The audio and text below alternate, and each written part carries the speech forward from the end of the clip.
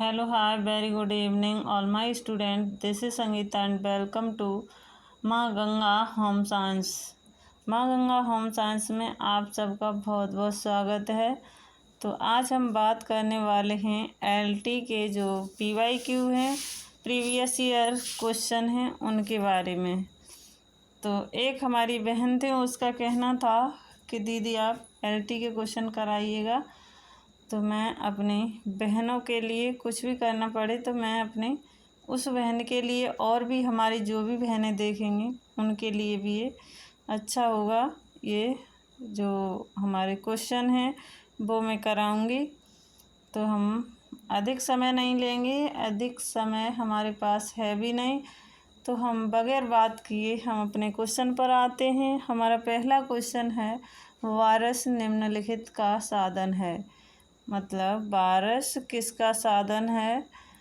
तो ये इसमें पहला जो ऑप्शन दिया है वो है खाद्यान्न के दर्जे का परीक्षण, दूसरा है विन्यास का अभिकल्प, डिजाइनिंग लेआउट प्लान, तीसरा है कार्य निष्पादन का मूल्यांकन, चौथा है प्रतिपुष्टि फीडबैक यानी संप्रेषण। तो इसमें हमारा राइट आंसर कौन सा होगा? तो राइट आंसर होगा, इस पर टिक भी लगा हुआ है क्या? सी इज द राइट आंसर, यानी सी इज द राइट आंसर। सी वाला हमारा राइट हो जाएगा। अगला क्वेश्चन पर आते हैं, क्वेश्चन नंबर 2, यानी ये हमारे एलटी के जो 2018 वाला एग्ज़ाम हुआ था हमारा पेपर, उसी से क्वेश्चन उठाए गए हैं। तो मैंने कहा मैं थक गई थी, आई थी, तो कि इसमें से थोड़े क्वेश्चन तो करा ही दें। तो दूसरे क्वेश्चन पर आते हैं हम। दूसरा क्वेश्चन है हमारा, दूसरा क्वेश्चन है सामान्य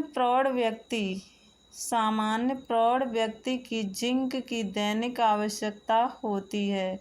सामान्य प्रौढ़ व्यक्ति की जिंक की दैनिक आवश्यकता कितनी होती है वो देख लेते हैं। 12 mg या 8 mg, 600 mg अधिक हो जाएगा, 350 mg ये भी अधिक हो जाएगा।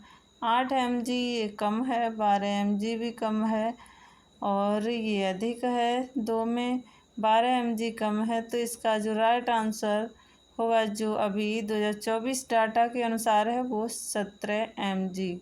17 mg इसका जो राइट आंसर होगा, ये 17 mg।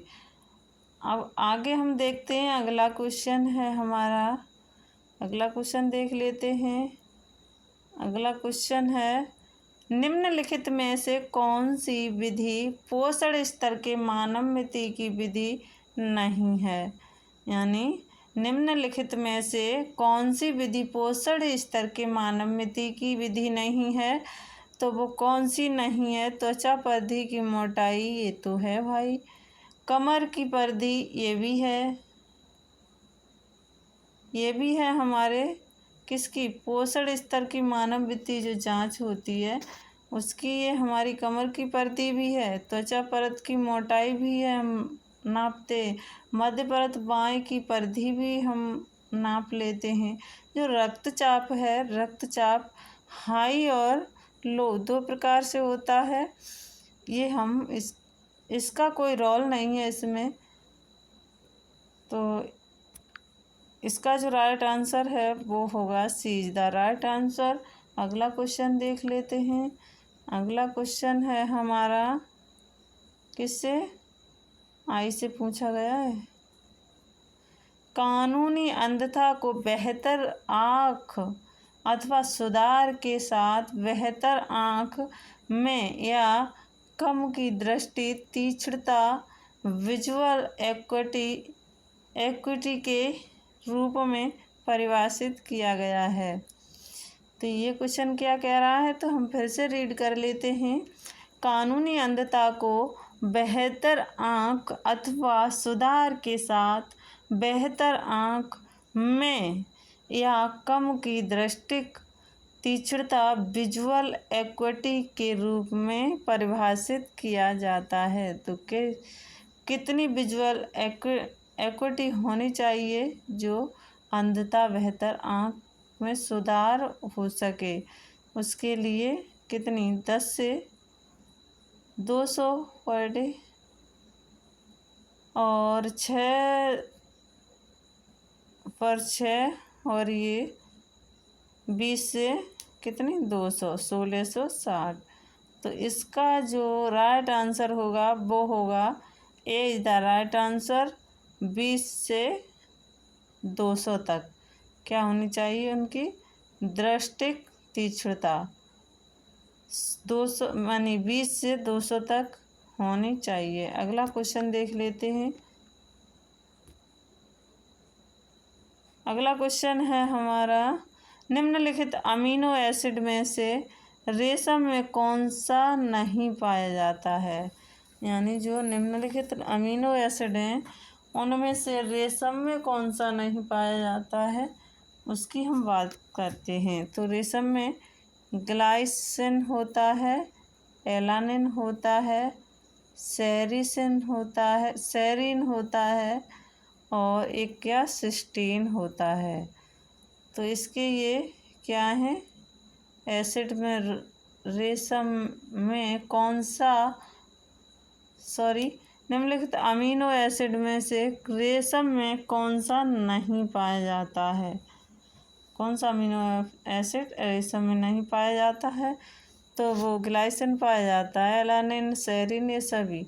जो सिस्टीन है ये हमारे किस में पाया जाता है, यहाँ नहीं पाया जाता है। तो सी इज द राइट आंसर, सी वाला इसका सही हो जाएगा। अगला क्वेश्चन देख लेते हैं।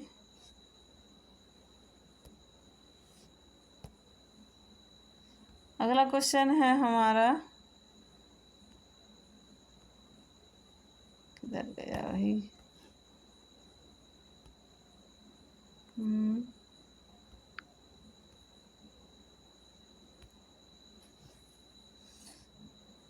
फिर से हो गया गायब। देखिए थोड़ा छोटा कर लेते हैं। अगला क्वेश्चन है, गृह संचालन गतिविधियों जैसे झुकना, टेकना, घुटने पर बैठना और सिर और कंधे झुकाने से संबंधित प्रयत्न निम्न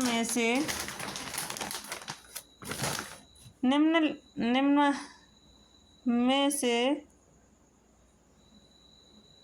कौन सा है। यानी गृह संचालन गतिविधियों जैसे झुकना, टेकना, घुटनों पर बैठना और सिर और कंधे झुकाने से संबंधित प्रयत्न निम्नलिखित में से कौन सा है। तो वो हम देखते हैं, मांसपेशियों का प्रयत्न, मस्कुलर एफर्ट और शारीरिक प्रयत्न, पाद संबंधी प्रयत्न, टॉर्सल धड़ प्रयत्न संबंधी प्रयत्न। तो इसका जो राइट आंसर होगा वो होगा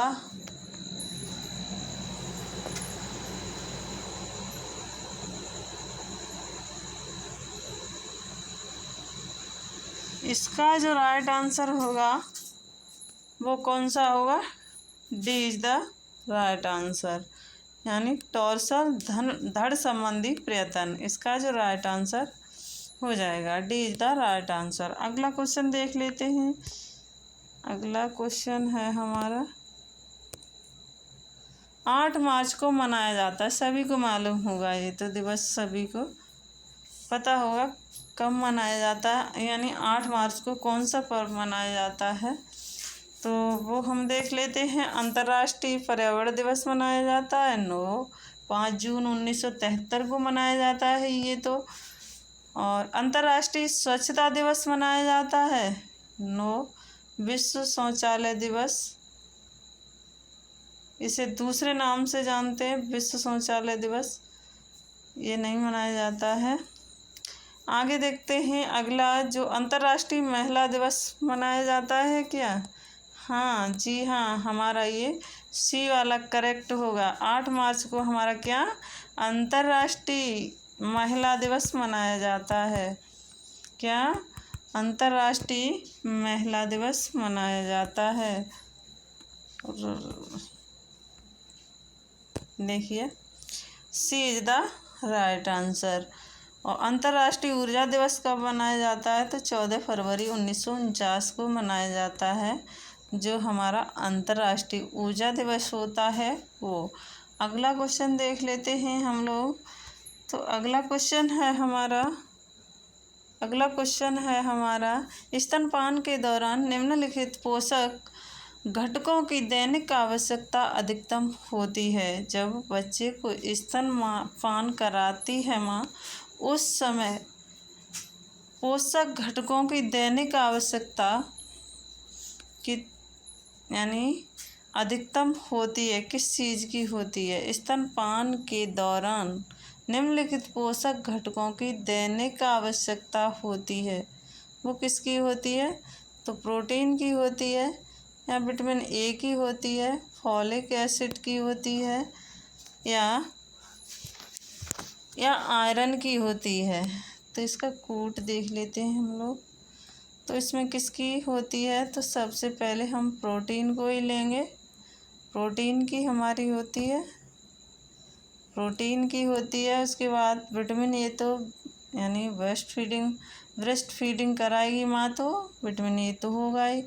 आयरन दूध में नहीं पाया जाता है, तो आयरन को हम कट कर देते हैं। आगे हम फॉलिक एसिड दूध में पाया जाता है, तो हम इसे इसमें जोड़ लेते हैं, तीसरा वाला। तो इसका जो राइट आंसर होगा, ए इज द राइट आंसर, ए वाला हमारा सही हो जाएगा। अगला क्वेश्चन देख लेते हैं। सॉरी, अब क्वेश्चन इसमें है नहीं, आगे देखते हैं और भी क्वेश्चन। दूसरा पीडीएफ देख लेते हैं। ये तो हो गया आप लोगों का। ये भारत सरकार में कितने प्रकार की यानी अंतर्राष्ट्रीय एजेंसियां हैं और विभिन्न मंत्रालय भारत सरकार के कितने हैं, वो सब इसमें दिए हैं। एक बार देख लेते हैं, हमें याद हो जाएंगे। तो भारत सरकार के विभिन्न मंत्रालय क्या हैं और विभिन्न अंतर्राष्ट्रीय एजेंसियां क्या हैं, उसके बारे में देख लेते हैं।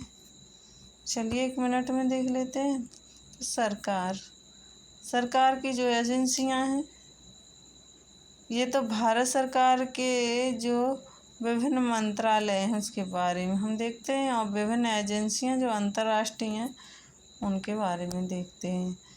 तो कौन कौन सी अंतर्राष्ट्रीय एजेंसियां, कौन कौन सी भारत के विभिन्न मंत्रालय हैं, उसके बारे में बात करेंगे। तो हमारे जो भारत के मंत्रालय हैं, वो सबसे पहले हम शिक्षा मंत्रालय को देखते हैं। क्या देखते हैं? शिक्षा मंत्रालय। फिर उसके बाद हम कृषि मंत्रालय को देखते हैं। उसके बाद हम महिला बाल विकास मंत्रालय को देखते हैं। इनमें से राज्य सरकारें, उनके संबंध विभाग और अभिकरण में शामिल हैं। अगला देख लेते हैं हमारी एजेंसियां क्या हैं। देखिए, उदाहरण के लिए सबसे पहली एजेंसी कौन सी है? विश्व बैंक। विश्व बैंक हमारी सबसे पहले आती है। उसके बाद हम यूनिसेफ को देखते हैं। उसके बाद USAID को देखते हैं। उसके बाद हम क्या देखते हैं? ऑक्सफैम को देखते हैं। इसमें विभिन्न अन्य भारतीय गैर सरकारी संगठन शामिल हैं। ये हो गया हमारा। आगे देखते हैं, और भी कुछ बचा है।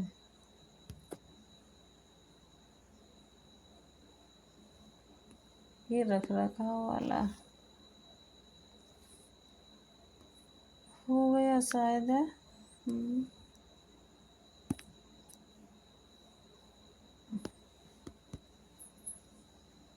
चलिए, तो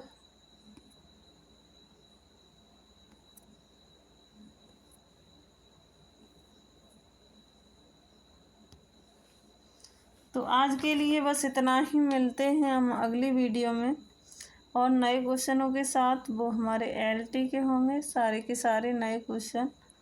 तो थैंक यू सो मच।